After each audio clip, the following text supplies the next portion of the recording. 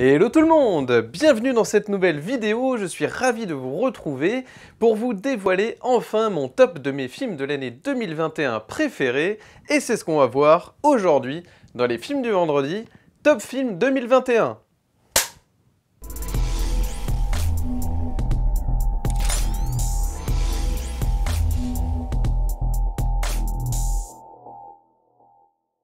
Salut à tous et bienvenue dans les films vendredi.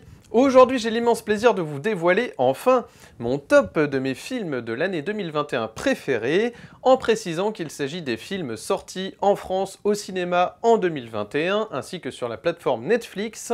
N'hésitez pas à réagir dans le top chat si vous êtes présent à cette première, vous pouvez réagir en direct. Et sinon, pour les autres, vous pouvez toujours émettre des commentaires sous cette vidéo. N'hésitez pas, je me ferai un plaisir de vous répondre. Je commence tout de suite alors sans plus attendre avec la 20e place, et il s'agit de Tic Tic Boom, un film Netflix réalisé par Lin-Manuel Miranda avec Andrew Garfield dans le rôle de Jonathan Larson, ce compositeur créateur de comédie musicale dans le New York des années 90, nous sommes là en fait en 89, puisqu'en fait c'est à la veille de ses 30 ans, il propose en fait une première comédie musicale qui s'appelle Superbia, en espérant attirer des grands producteurs de Broadway.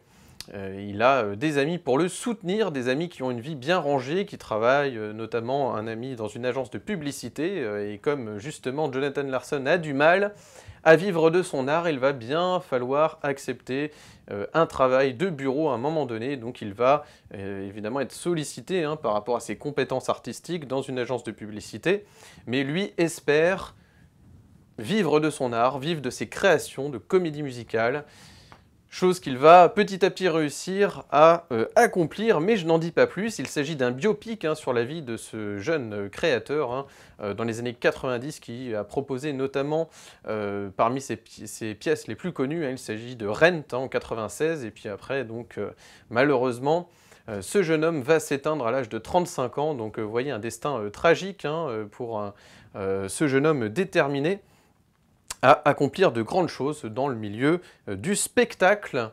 Une prestation d'Andrew Garfield saluée au Golden Globe 2022 dans la catégorie meilleur acteur de comédie ou comédie musicale, et c'est tout à fait mérité puisque ce film lui permet d'avoir un espace de jeu énorme.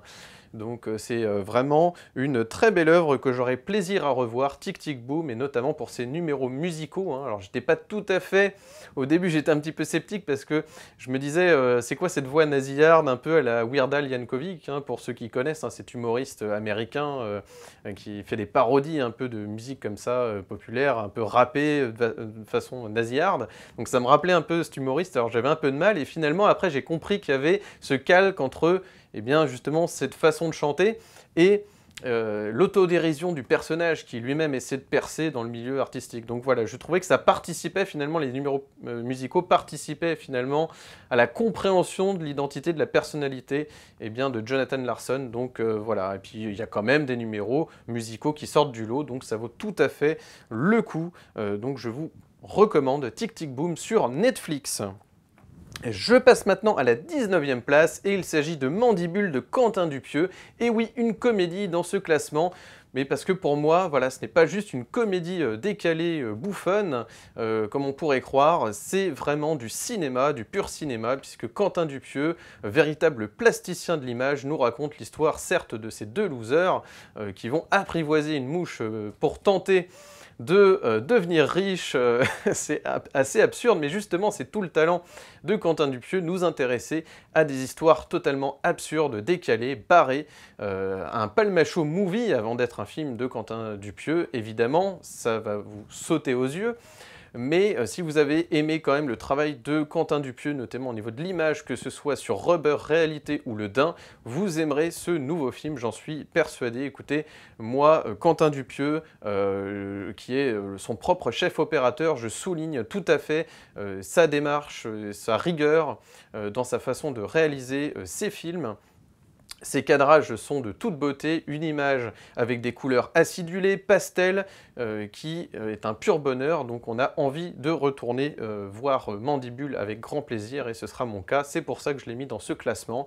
Voilà, une comédie évidemment avec David Marsay, Grégoire Ludig et Adèle Exarchopoulos, dont je souligne quand même qu'elle sort de ses codes de jeu habituels, donc c'est vraiment un personnage complètement loufoque, vous verrez. Je n'en dis pas plus si vous ne l'avez pas vu, mais ça fait partie des comédies quand même, dernières comédies qui m'ont marqué, donc je me devais de le citer. Voilà, donc très belle œuvre de Quentin Dupieux. Je passe maintenant à la 18e place, et il s'agit de Médecin de nuit d'Elie Wajman. Et oui, un nouveau film français encore avec Vincent McCain, qui décidément excelle dans les rôles sociaux, dans les drames sociaux français. Il y a également Sarah Giraudot dans le rôle de sa maîtresse et Pio Marmaille dans le rôle de son frère qui est pharmacien. Tous les deux vont se mettre à se lancer dans le trafic de Subutex, vous savez, ce médicament qui est fait pour aider, soigner, sevrer les drogués, notamment ici dans ce Paris lugubre, donc aux airs de thriller social, voilà, avec donc ce Vincent McCain qui est également père de famille et qui doit se lancer dans ce trafic pour arrondir ses fins de mois et vivre correctement. Donc vous voyez Vincent McCain qui est à chaque fois bouleversant et touchant, très touchant dans ses personnages, toujours humains. Ça m'a rappelé, vous savez, son rôle dans Tonnerre. Voilà, c'est-à-dire qu'avec ses vulnérabilités qui fait plaisir à voir en tant que spectateur, c'est vraiment très touchant. Donc Vincent McCain, voilà, si vous aimez vraiment cet acteur, vous allez être ravis de découvrir ce Médecin de nuit, donc je vous le recommande vivement, un film signé Elie Wajman. Je passe maintenant à la 17e place, et il s'agit de Madres Paralelas, de Pedro Almodovar. Pedro Almodovar, à chaque fois, à chaque nouveau film, c'est comme ouvrir un nouveau cadeau de Noël. Ça fait toujours plaisir, déjà parce qu'on sait qu'on aura des portraits de femmes somptueux, parce qu'il sait mettre en image en fait ses actrices, notamment Penélope Cruz qui a reçu la coupe Volpi pour son interprétation dans le film. Elle n'a rien obtenu au Golden Globe, mais écoutez, c'est deux portraits de femmes, parce qu'il y a Penélope Cruz et Milena Smith, sa partenaire dans le film, donc ces deux mères célibataires qui vont devoir s'entraider. C'est absolument touchant, bouleversant et avec des couleurs somptueuses, un sens du cadrage évident pour Almodovar, comme à l'accoutumée. Et vraiment on est sur du niveau de Roulietta, même peut-être un peu au-dessus parce que le film est un peu plus généreux. Donc j'ai tout à fait adoré donc, ce film, Madres Paralelas, qui n'était pas si convenu que ça dans sa fin, et notamment avec son discours sur le franquisme. Donc vraiment c'est à voir, un film qui n'est pas si consensuel que ça. J'avais tendance un petit peu à redouter l'aspect consensuel du film, et finalement voilà, le film traite son sujet et c'est bien le plus important. Donc Madres Paralelas, mère parallèle, vous comprendrez bien entendu, de Pedro Almodovar. Je passe maintenant à la 16e place, et là, un nouveau thriller français saisissant, Boîte noire de Yann Gozlan avec Pierre Ninet, Lou Delage, André Dussolier, donc sur ce technicien de la BEA qui va mener son enquête pour comprendre les raisons d'un crash aérien catastrophique. Donc il va analyser les boîtes noires, l'acoustique des boîtes noires pour essayer de résoudre l'énigme de ce crash aérien. Donc c'est absolument saisissant parce que, voilà, on se demande, est-ce que c'est une panne technique, est-ce que c'est un acte terroriste, et tout ça va vous être raconté dans ce thriller à la française, mené par Pierre Ninet, qui est vraiment saisissant aussi dans ce film.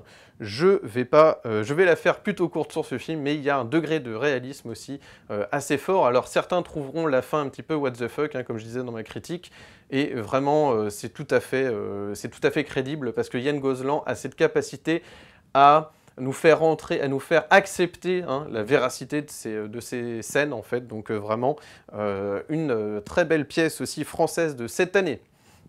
Je passe maintenant à la 15e place, et il s'agit de Bac Nord de Cédric Jiménez, parce qu'apparemment on dit Jiménez et pas Jiménez, voilà, avec Gilles Lelouch, François Civil, Karim Leclou, donc ils sont des policiers de la brigade anticriminalité des quartiers nord de Marseille, et qui font leur travail comme ils peuvent, mais ils ont une hiérarchie qui est un petit peu vampirisée. Ils subissent une pression hiérarchique qui elle-même a des directives, donc une incapacité pour ces policiers d'exécuter leur travail complètement. Donc on voit ce degré de réalisme mené par Cédric Jiménez avec je vais avoir du mal décidément, avec ces plans de caméra épaules, en fait, qui nous permettent... Moi, je suis pas très fan de ce genre de plan, mais c'est vrai que dans les courses-poursuites à voiture, c'est vraiment saisissant de tension et de réalisme, et ça nous fait rentrer voilà, dans des quartiers difficiles. Il y a ces codes du film policier, avec cet indique aussi, cette relation avec François Civil et l'indique. Donc vraiment, c'est un film très très fort, assez violent, tout en tension. Évidemment, ça rappelle Les Misérables de Lajli, donc c'est vrai que je ne comprends pas trop pourquoi il n'y a pas un engouement aussi fort que pour le film de Lajli finalement, parce que c'est quand même des propos assez similaires. Bon là effectivement on est plus du côté des policiers certes, mais voilà. Certains jugeront la crédibilité du film, alors là la crédibilité elle est plus du côté politique hein, bien entendu. Moi ce que je juge c'est au niveau du cinéma, donc en termes de réalisme en tout cas, Cédric Jiménez arrive tout à fait à nous intéresser à cette histoire. Donc on est vraiment pris par ce trio de policiers saisis dans un engrenage en fait hiérarchique, intense et abominable. Je passe maintenant à la 14e place, il s'agit à nouveau d'un film Netflix, The Power of the Dog, de Jane Campion, cette cinéaste néo-zélandaise à qui l'on doit La leçon de piano et également la série Top of the Lake, souvenez-vous. L'histoire de deux propriétaires d'un ranch, hein, ils sont frères dans la vie, interprétés par Benedict Cumberbatch et Jess Plemons. Benedict Cumberbatch va un petit peu jalouser son frère qui va s'éprendre d'une jeune serveuse interprétée par Kirsten Dunst qui s'appelle Rose dans le film et qui a un fils un peu efféminé interprété par Cody Smith-McPhee qui a reçu un prix pour sa prestation au Golden Globe 2022 hein, dans le meilleur second rôle dans un film dramatique. Et donc Cumberbatch dans le film va se servir de ce jeune fils pour faire craquer en fait Rose, hein, Kirsten Dunst dans le film. Et c'est vraiment abominable parce que c'est un film qui montre vraiment l'emprise que peut avoir un individu sur un autre individu. Donc une entrée dans la psyché des personnages comme c'est rarement le cas au cinéma. Mis en scène par Jane Campion et mis en lumière aussi, vraiment, ces lumières sont incroyables, ces placements de caméra et surtout cette image est vraiment, voilà, la lumière du film est formidable. Donc voilà, si vous aimez les westerns dramatiques, vous aimerez ce film, hein, qui a une dimension en plus psychologique, comme je les aime. Jane Campion, en plus, que j'ai eu la chance de rencontrer à Cannes en 2013, pour la petite info. Voilà, j'étais très content de la rencontrer, de discuter cinéma avec elle. C'était dans le cadre de la présentation d'un court-métrage dans lequel je jouais. Et on avait l'occasion de discuter cinéma, et c'était toujours passionnant, parce qu'on voyait bien, même dans son discours, qu'il y avait une rigueur dans son travail, donc ça faisait vraiment plaisir à voir. Donc je vous recommande vivement The Power of the Dog de Jane Campion. Je passe maintenant à la 13e place et il s'agit d'un nouveau film Netflix, et oui encore, Malcolm et Marie de Sam Levinson, qui, pour la petite anecdote, est le fils de Barry Levinson qui nous a proposé Rain Man, hein. Ce chef-d'œuvre avec Tom Cruise, comme vous le savez, et Dustin Hoffman. Alors cette fois-ci, son fils se lance dans le cinéma et nous a proposé en plein confinement des scènes conjugales, voilà, un huis clos conjugal pendant 2 heures avec Zendaya et John David Washington, tout de noir et blanc, hein, un film tout en noir et blanc. En huis clos, avec des placements de caméra saisissants, notamment cette caméra qui est située à l'extérieur de la maison et qui nous permet de suivre le couple à l'intérieur, et notamment ces plans latéraux aussi très soignés, et ces plans séquences aussi qui permet de laisser un espace de jeu très important pour les acteurs qui sont dans des joutes verbales intenses. Donc vraiment une crise conjugale très bien racontée, très bien traitée par Sam Levinson, hein. Ça rappelle un petit peu les Olympiades de Jacques Audiard, mais personnellement je suis quand même plus adepte du travail de Sam Levinson, qui est peut-être un peu plus fin, plus profond que cette avalanche de scènes de sexe chez Jacques Audiard. Bon voilà, chacun son point de vue. En tout cas, Malcolm et Marie, je vous le recommande, hein, c'est vraiment un film très soigné dans sa cinématographie, à rattraper, à voir sur Netflix. Je passe maintenant à la 12e place, et il s'agit d'un triomphe d'Emmanuel Courcol.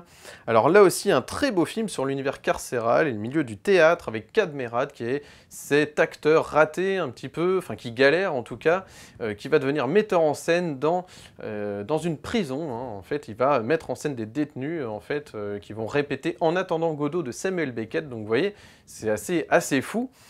Parmi les détenus, nous avons David Ayala, Sofiane Kames, Pierre Lotin et Lamine Sissoko qui sont absolument criants de vérité, hein. On voit vraiment ces jeunes qui essaient de tout faire pour sortir de leurs conditions. Et d'ailleurs, ce qui est intéressant, c'est que ça montre aussi dans l'univers carcéral, hein, que voilà, tout n'est pas manichéen, qu'on peut aussi sauver des individus. Donc il y a un côté réinsertion, certes, mais il y a aussi un discours sur le théâtre, puisque c'est le cinéma au service du théâtre, et non pas comme cette vieille expression de théâtre filmé. Justement, non, là, le cinéma est au service de théâtre, et pas l'inverse. Donc vraiment, une très belle œuvre signée Emmanuel Courcol, hein, ça fait partie des films de la rentrée 2021, qui était vraiment à ne pas manquer, hein, parmi les films français de l'année 2021. Je passe maintenant à la 11e place, et il s'agit d'House of Gucci de Ridley Scott. Il y a eu 2 films de Ridley Scott, hein, pendant l'année 2021, et cette fois-ci, donc, il nous raconte l'histoire de la famille Gucci, hein, cette marque de luxe, avec cette famille qui se tire entre les pattes avec Lady Gaga, Adam Driver, Al Pacino, Jeremy Irons et Jared Leto, donc un film qui flirte avec des codes de genre de film de mafia, un peu comme Le Parrain, pour nous raconter en fait ce thriller familial. Qui va finir dans d'atroces conditions, vous le verrez. Un Adam Driver movie, clairement, ou Lady Gaga, hein, c'est vraiment le duo qui va vraiment vous rester en tête, et la performance de Jared Leto, absolument incroyable, vraiment Jared Leto qui m'a impressionné dans ce film. Donc voilà, nous sommes évidemment dans le milieu du luxe, donc il faut mettre, envoyer de l'image, hein, si j'ose dire, c'est ce que je disais dans ma critique, et ce film est absolument somptueux, hein. Il y a des titres des années 70, rock, pop, vous voyez, donc c'est là aussi il y a un côté un peu acidulé, flashy et tout ça, pour nous montrer un peu les catwalks et tout ça, donc les collections, donc vraiment c'est au niveau de l'image c'est très généreux. Alors j'avais indiqué une petite erreur aussi de réal, enfin selon moi, hein, un petit écueil dans la réalisation, dans une scène notamment. Alors c'est pas, j'avais dit que c'était une bibliothèque, mais en fait je crois que c'est une librairie, mais peu importe, vous verrez dans ma critique, n'hésitez pas à voir sur ma chaîne donc ma critique de ce film, mais en tout cas, voilà, c'est un pur bonheur au moins pour les acteurs. Voilà, si vous font tenir, enfin le film fait entre 2 et 3 heures, je crois, il est assez long. Je veux dire, ce qui vous fait tenir, c'est les acteurs. Vraiment, voilà. Vous savez, parfois vous avez ces grandes affiches, comme les affiches de Wes Anderson, où vous voyez une distribution de folie et qui est vraiment très mal utilisée dans le film, quoi. Vraiment, parfois il y en a qui apparaissent 2 secondes, d'autres qui apparaissent 10 minutes. Enfin, vous voyez, il n'y a pas de règle, quoi. Alors que là, vraiment, ils sont tous bien utilisés, voilà, mis en scène par donc Ridley Scott. C'est vraiment un film immanquable. Je passe maintenant aux 10 premiers films que j'ai préférés dans cette année 2021, et je commence tout de suite avec l'événement d'Audrey Diwan qui vient de recevoir, hein, vous voyez, c'est de la breaking news, un prix aux Lumières 2022, hein, qui récompense le cinéma français, donc c'est tout à fait mérité pour cette adaptation du roman éponyme d'Annie Ernaux sur l'avortement, avec Anna Maria Bartolomé dans le rôle principal, celui d'une jeune fille qui va tomber enceinte malgré elle et qui va tout faire pour avorter par elle-même dans un premier temps, et ensuite avoir recours donc à une avorteuse, évidemment, hein, ça montre une époque où l'avortement était proscrit, on pouvait même finir en prison pour ça, c'est pour vous dire. Et justement, Audrey Diwan ne nous épargne pas les tentatives sanglantes, parfois infructueuses, de cette jeune femme, et en même temps qui nous présente aussi le milieu des médecins, qui sont aussi de mèche avec le système, et d'un autre côté aussi cet enseignant tyrannique interprété par Pio Marmaille, et Sandrine Bonner dans le rôle de la mère aussi, je tiens à souligner, qui est quand même aussi très très juste et vraie, criante de vérité. Donc je vous recommande vivement l'événement d'Audrey Diwan. Alors évidemment, j'avais souligné encore quelques écueils de réalisation, hein, bien entendu, notamment au niveau du son. Voilà, c'est ce que j'avais déploré dans le film, c'est vraiment voilà, certaines répliques un peu inaudibles au fond, tout ça. C'est vrai que dans une salle de cinéma, c'est pas, c'est là que vous pouvez justement juger au mieux le son en fait d'une œuvre cinématographique, et c'est là que vraiment j'ai trouvé que c'était un peu en dessous. Par contre, en termes de placement de caméra et le travail d'Audrey Diwan pour montrer l'enfermement en fait, hein, de cette fille seule contre tous avec cette caméra au plus près de ses acteurs, c'est vraiment très bien joué de la part d'Audrey Diwan. Je passe maintenant à la 9e place, et il s'agit de La Nuée de Juste Philippot, avec Suliane Brahim, Sofiane Kames. Donc un film sur une mère de famille qui fait tout pour survivre, hein, elle est entrepreneuse, Elle élève en fait, elle fait un élevage intensif de sauterelles pour fournir en farine des producteurs.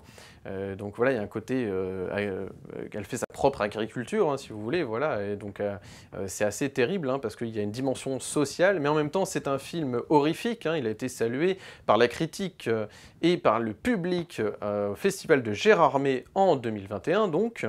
C'est pour ça que vous aviez sur les affiches un film qui réunit le public et la presse, et c'est tout à fait mérité, parce qu'il y a ce propos justement social, l'horreur au service d'un propos social. Et moi, c'est ce que j'aime toujours, hein, vous le savez, dans mes films d'horreur préférés, comme Carrie de Brian De Palma par exemple, c'est quand l'horreur est au service d'un message social fort, et c'est vraiment très bien joué de la part de Juste Philippot, un film de genre français à ne pas manquer, à rattraper si vous ne l'avez pas encore vu.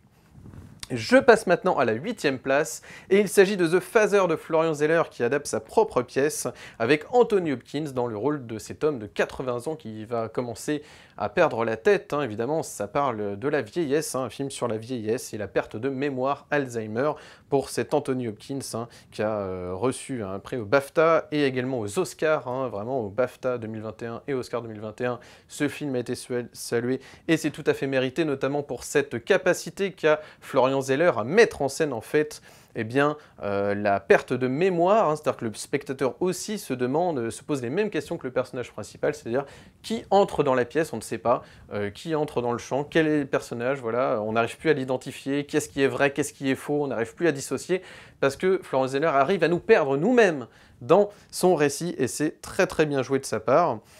D'autant qu'il n'était pas voué forcément à voilà, devenir cinéaste, hein, et vraiment il a prouvé tout à fait qu'il pouvait le devenir, donc j'ai hâte de voir son prochain The Son. Hein. Donc je tiens quand même à préciser que nous avions également Olivia Colman dans le rôle de la fille d'Anthony Hopkins dans le film, ainsi que Mark Gatiss et Imogen Poots, que j'adore, hein, cette actrice britannique que vous avez vue notamment dans Vivarium, hein, vous saviez, c'était un de mes coups de cœur aussi. Donc vraiment The Father à ne pas manquer. Je passe maintenant à la 7e place, il s'agit à nouveau d'un film de Ridley Scott, hein, comme vous le savez. Il en a sorti 2 cette année.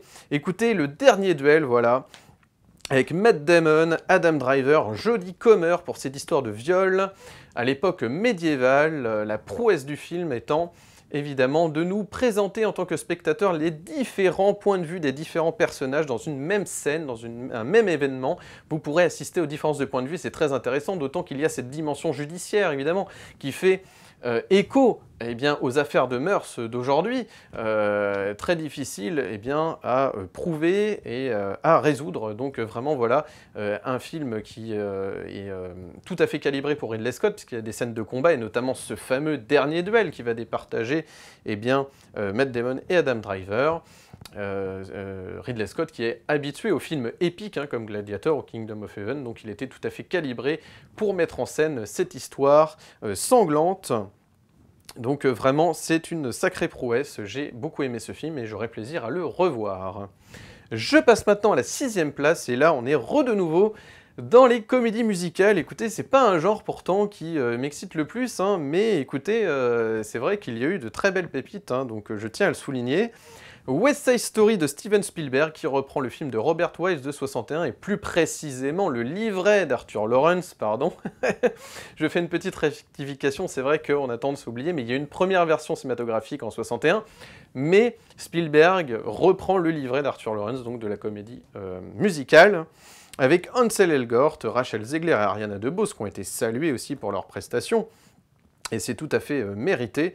Donc vraiment, West Side Story version 2021, c'est un grand cru. Alors pourquoi? Parce que justement Steven Spielberg a, selon moi, réussi à rendre davantage cinématographique cette comédie musicale qui avait tendance, en tout cas dans la version de 61, à à se contenter d'un plan large fixe et de laisser faire la magie des chorégraphies.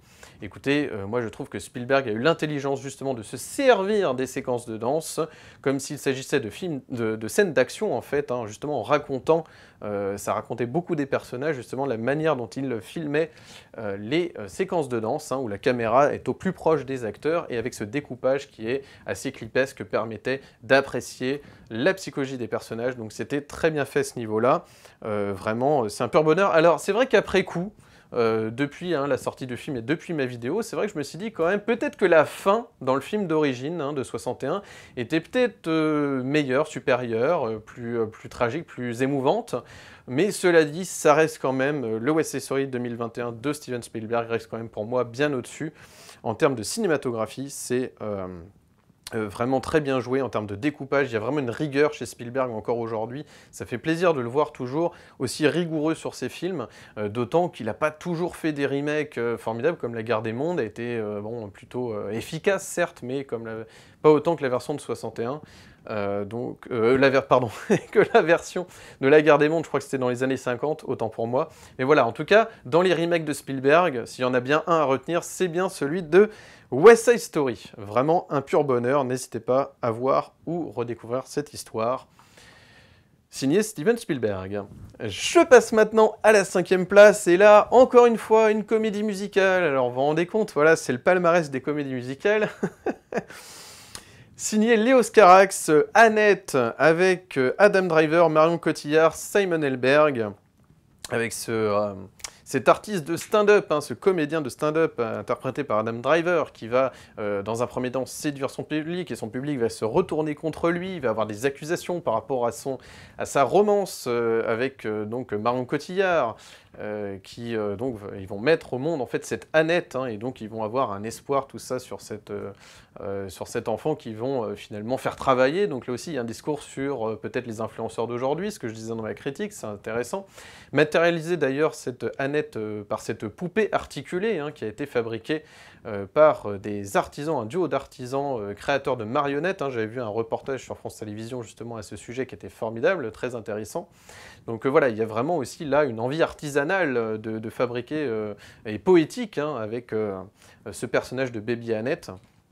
Donc vraiment, c'était très bien joué, et je tiens à préciser quand même, on a tendance à ne jamais en parler, mais cette jeune actrice en devenir, Devin McDowell, qui est dans une scène finale, évidemment que je ne vais pas révéler pour pas spoiler, qui est vraiment incroyable, quoi. Vraiment, j'ai été subjugué par son jeu d'actrice, donc voilà, une scène très touchante avec Adam Driver, je n'en dis pas plus, mais c'est clairement un Adam Driver movie, Marion Cotillard, malheureusement, c'est un petit peu le point que j'ai déploré, c'est qu'on a tendance un peu à l'oublier dans le film, malheureusement. Et Simon Helberg, par contre, de Big Bang Theory, incroyable son ascension dans le cinéma. J'espère vraiment le retrouver et qu'il nous proposera des nouveaux films. Il est vraiment formidable. Et vraiment, la capacité, je tiens à souligner, à Léos Carax d'avoir compris les musiques de Sparks, pour les mettre en images. Et ce qui n'était pas évident, et avec la même exigence visuelle que dans Holy Motors. Voilà. Donc à ce niveau-là, c'est vraiment formidable. Je passe maintenant à la 4e place, il s'agit du Sommet des Dieux de Patrick Imbert, film d'animation français, même si, comme vous le savez, animation pour moi ne rime pas avec genre de film, mais plutôt procédé cinématographique. Mais en tout cas, voilà, une animation française soignée, donc qui est adaptée du manga éponyme de Jiro Taniguchi, avec des doubleurs d'une prestation tellement soignée qu'on dirait presque qu'il s'agit d'un film avec des vrais acteurs, tellement vraiment les doublages sont très soignés.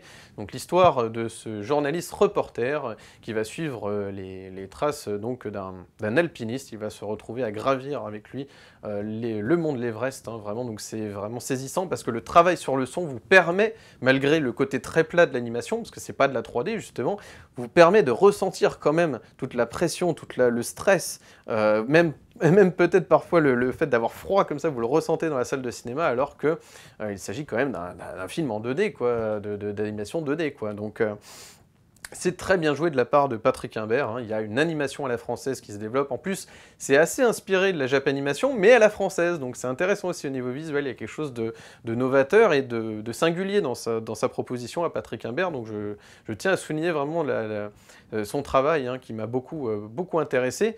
Je rappelle tout de même qu'il y a eu beaucoup de films d'animation français ces derniers temps qui ont été très bons, comme J'ai perdu mon corps de Jérémy Clapin.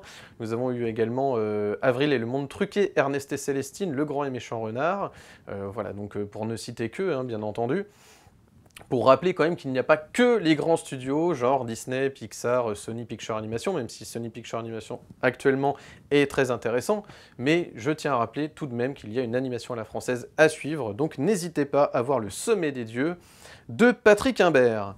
Je passe maintenant à la 3e place, et là, ça y est, on rentre dans le gratin du gratin, avec Compartiment numéro 6 de Juho Koskinen, ce film finlandais, avec Sadie Arla et Yuri Borisov, qui nous envoie donc en pleine Russie, en tout cas dans un train, puisque donc cette étudiante va être en direction de Mourmansk en Russie pour découvrir les pétroglyphes, et elle va rencontrer sur son chemin, dans son compartiment de train, lors de son voyage, ce jeune russe qui est dans un premier temps repoussant. Donc là aussi c'est un film qui évite les préjugés, qui nous invite en fait à questionner ces préjugés qu'on peut avoir sur des individus, hein. C'est en cela que le film est très important, surtout à notre époque. Le côté non manichéen en fait de la relation entre ces personnages est très bien traité. Nous avons une romance qui évite tous les artifices des codes des films romantiques, hein, les comédies romantiques, ce genre de trucs. Là, vraiment, c'est intéressant parce que nous avons un degré de réalisme et non artificiel de cette histoire. Puisque c'est même à se demander si les acteurs ont été maquillés avant de tourner. C'est un film où justement, c'est ça que j'aime bien, c'est qu'on peut avoir du café qui reste sur le bord des lèvres, à la commissure des lèvres des acteurs, c'est pas un problème, vous voyez, c'est ça que j'aime bien, c'est-à-dire que voilà, on n'essaie pas d'espèce de purification qui a tendance à avoir sur la manière de mettre en scène l'amour au cinéma. Là j'aime bien parce que voilà, il y a aussi cette représentation très réaliste en fait, vraiment des rencontres humaines, et en plus ce côté universel dans la temporalité, parce qu'on ne peut pas vraiment donner une époque précisée de quelle époque il s'agit en fait, vraiment. Alors on imagine vaguement que ça peut se passer dans les années 90, mais voilà, c'est pas très clair justement sur l'époque présentée, et ça j'aime bien, parce qu'on a ces vieux combinets de téléphone, etc., ce vieux train, donc vraiment voilà, il y a du charme en fait dans la scénographie en fait du film, il y a vraiment un charme éblouissant, c'est un quasi huis clos, mais il y a quand même des scènes extérieures, vous verrez, assez réjouissante, qui apporte vraiment un vent de fraîcheur aussi à la globalité du film. Donc voilà, encore un film sur la complexité d'être ensemble, en couple, hein, dans les rapports humains. Donc je vous le recommande vraiment à 300%, hein, un film qui a d'ailleurs reçu le Grand Prix à Cannes en 2021 et le prix œcuménique, hein, mais surtout le Grand Prix, et c'est tout à fait mérité. Je passe maintenant à la 2e place, et il s'agit d'Olga Deligrap, ce film franco-suisse qui a d'ailleurs été sélectionné pour représenter la Suisse justement aux Oscars 2022, donc je suis très excité par la cérémonie des Oscars à venir. Vraiment, c'est formidable, avec Nastia Boudiashkina dans le rôle principal, celui d'une adolescente de 15 ans qui va quitter son Ukraine pour représenter la Suisse lors d'un championnat de gymnastique, pendant que son pays est à feu et à sang, hein. Ce sont les fameux événements d'Euromaïdan en 2013, hein, cette véritable guerre civile qui est apparue donc à Kiev. Donc on a ce parallèle entre la détermination de cette jeune femme pour espérer gagner, s'accomplir, s'émanciper en tant que jeune femme, et de l'autre côté donc ce calque avec les tensions, hein, évidemment dans son pays. Donc vraiment c'est du pur bonheur, une héroïne vraiment qui j'espère inspirera beaucoup de jeunes filles, parce que ça fait vraiment plaisir d'avoir ces nouvelles héroïnes vraiment du cinéma, d'un cinéma social, réaliste, un véritable drame avec des plans de caméra vertigineux, notamment lors des répétitions de gymnastique avec ces fameuses figures comme le Jaeger. C'est vrai que vous allez apprendre des termes techniques sur la gymnastique en plus de ça, donc c'est assez réjouissant. Vraiment, j'aurais vraiment plaisir à revoir Olga Deligrap. Tous les acteurs sont formidables, et toutes les jeunes actrices aussi professionnelles de la gymnastique, élèves de gymnastique aussi, ont toutes participé avec brio, donc vraiment je recommande vivement ce film, Olga Deligrap. Je passe maintenant à la 1re place, et c'est d'autant plus excitant que c'est un film que je n'ai pas traité dans mes vidéos cette année. Donc écoutez, voilà, rattrapé sur le tard. Illusion perdue de Xavier Giannoli, et voilà, a le droit à la 1re place de mon classement. Adapté de Balzac, hein, évidemment, il s'agit d'une pièce maîtresse de sa comédie humaine. Donc l'histoire de Lucien de Rubempré, interprété par Benjamin Voisin, dont j'avais un petit peu quelques réticences au début, parce que je l'avais vu dans l'été 85, et je me suis dit, oh mon Dieu, que je n'ai pas aimé ce film et son personnage, donc là je suis content qu'il m'ait fait mentir sur son jeu, il est absolument formidable dans le rôle de ce jeune poète sans le sou qui va s'éprendre eh bien, d'une femme noble, qui était une provinciale à la base hein, également, c'est souvent le cas. Interprété par Cécile de France, il va monter à Paris, découvrir les mondanités et espérer se faire éditer en tant que jeune poète avec son recueil des Marguerites, qui va faire rire beaucoup hein, dans un premier temps, et notamment Gérard Depardieu, vous verrez dans le film, voilà, qui est aussi formidable. Il va rencontrer donc un jeune auteur interprété par Xavier Dolan, qu'il va dans un premier temps le prendre de haut, etc. Et puis petit à petit, évidemment, Lucien de Rubempré, qui n'a pas d'argent, qui est entretenu donc par Cécile de France dans le film, à Paris, va faire la rencontre d'un jeune journaliste interprété par Vincent Lacoste, qui est absolument formidable parce qu'il est vecteur justement pour le spectateur, on va dire de la vulgarisation quelque part du texte de Balzac, puisque il a ce jeu très moderne qui permet justement d'entrer dans l'envers du décor du journalisme au XIXe siècle, et aussi sur tous ces faux-semblants, cette hypocrisie aussi dans toute cette bourgeoisie. C'est absolument formidable. Alors évidemment, c'était tout le terreau de l'œuvre d'origine de Balzac, mais Giannoli a eu vraiment l'idée lumineuse de choisir Vincent Lacoste pour ce rôle, parce que c'est vraiment ce qui permet au spectateur de dire « Eh, regardez, ouais, c'était vraiment comme ça au 19e siècle, vous voyez, c'est comme ça ». Quand il s'adresse en fait à un personnage, la façon de jouer de Vincent Lacoste fait que c'est presque comme s'il s'adressait au spectateur pour dire « Ouais, vous voyez, bah voilà, c'est ça le 19e siècle, on est comme ça, on se fait des coups de pute toutes les 2 secondes, vous voyez, bon, voilà ». Donc voilà, et j'aime vraiment ça, parce qu'il y a un côté moderne qui nous rappelle que en fait, les choses n'ont pas changé. Donc avec cette presse qui, évidemment, peut commander des critiques négatives, juste parce que voilà, ça fait vendre, etc. Donc tout se vend, tout s'achète, c'est ce que nous explique évidemment ce film. Donc c'est une véritable synthèse à ce niveau-là de l'œuvre de Balzac, donc vraiment une prouesse. Alors à tous les niveaux, évidemment, parce que on pourrait dire, il pourrait être étiqueté un peu film populaire, bon voilà, facile. Enfin, on n'est pas au niveau de Molière, de Laurent Tirard, où il ne faut jurer de rien, vous voyez, avec Jean Dujardin, enfin on n'est pas à ce niveau-là, vous voyez, ça c'est vraiment des films populaires, enfin on va dire, oui, un peu plus bas de plafond. Là, vraiment, il y a une cinématographie, il y a une lumière, il y a des cadrages, il y a des costumes flamboyants, et on a surtout aussi un Xavier Giannoli qui a progressé même depuis Marguerite, parce que Marguerite était formidable, mais il se reposait beaucoup sur le jeu de Catherine Fro.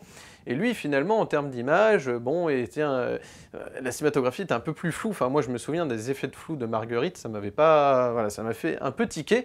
Alors que là, tout est somptueux. Je veux dire, là, à tous les niveaux, pour moi, c'est vraiment la pièce maîtresse de Giannoli aujourd'hui, et d'autant qu'il y a eu l'apparition avec Vincent Lindon aussi, qui n'était pas... que j'ai pas... ouais, j'avais du mal à rentrer dans cette histoire, c'était d'une longueur interminable, et ça n'avance absolument pas. Là, vraiment, à tous les niveaux, hein, en plus, on est sur 2h30 de film, vous voyez un peu, c'est quand même un film long, ça pourrait être indigeste, eh ben non. Xavier Giannoli fait un travail remarquable, vraiment, je tiens à souligner, le cinéma français, cette année, c'était un pur bonheur des spectateurs du cinéma français cette année. Donc j'espère que l'année 2022 se portera eh bien, de la même manière, vraiment. Voilà, donc ce sera tout pour mon top de mes films préférés de l'année 2021. Si vous avez aimé cette vidéo, n'hésitez pas à mettre un pouce bleu, de vous abonner, d'activer la cloche pour ne manquer aucune de mes nouvelles vidéos, et de me suivre sur Instagram, Steph_LFDV. N'hésitez pas à m'ajouter sur Instagram afin d'être tenu informé des prochaines vidéos sur la chaîne, ainsi que pour accéder à mon contenu tout simplement. Steph_LFDV sur Instagram. En attendant, bah écoutez, je vous remercie d'avoir été présents, donc ceux qui ont été présents à cette première, et puis tous les autres hein, voilà, qui accéderont à cette vidéo. N'hésitez pas justement à commenter, à me proposer, voilà, à remettre en question mon top, et également à proposer votre propre top à vous. Hein. C'est vrai que je me suis basé sur les 50 films que j'ai vus pendant l'année 2021. Il y avait une quarantaine de films en salle et une dizaine de films Netflix, hein, donc je me suis basé là-dessus. Mais c'est vrai que j'ai pu omettre certains films, ou voilà, donc n'hésitez pas à me proposer vos tops à vous. En attendant, je vous souhaite un excellent vendredi, un excellent week-end, et d'ici la prochaine vidéo, comme toujours, n'oubliez pas, prenez les films pour ce qu'ils sont. Allez, ciao!